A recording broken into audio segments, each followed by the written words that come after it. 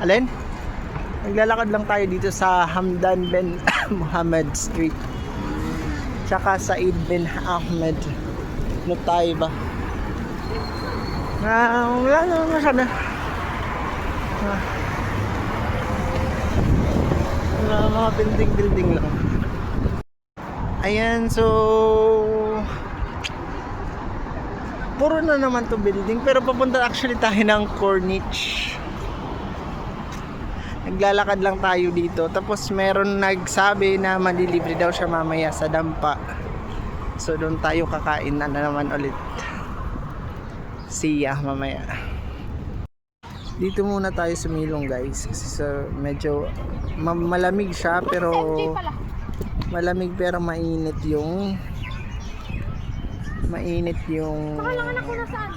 panahon, pero malamig yung hangin. Malamig tapos mainit. Ang dami nga ng tao dito guys, like marami dito naglalaro here, tapos doon medyo malayo din, and then this group of people nagsisikainan sila. Maya pa, medyo malayo pa yung lakad natin para papunta doon sa pinakadagat. Dito na tayo malapit sa Corniche. Merong ano dito, parang meron ditong parang underground. Doon ka dadaan papunta doon sa tawid ng, mamaya titingnan natin guys. Pero mainit pa kasi, kakapagod maglakad-lakad. Dito na nga tayo, papasok tayo sa may parang ilalim. Parang siguro underpass to. Underpass siya.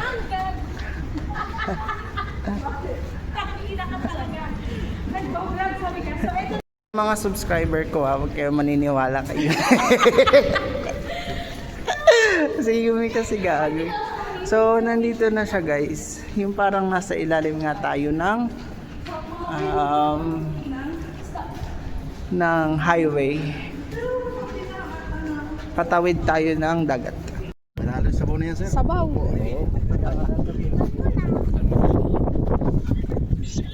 Ang laki ng isda. Nahuli guys.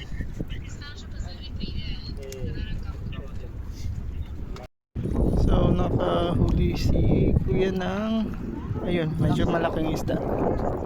Hindi ko lang alam kung nakikita nyo, pero malaki siya.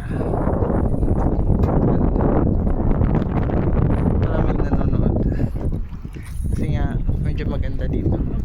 Kung gusto nyo pumunta dito, subscribe lang kayo sa channel natin.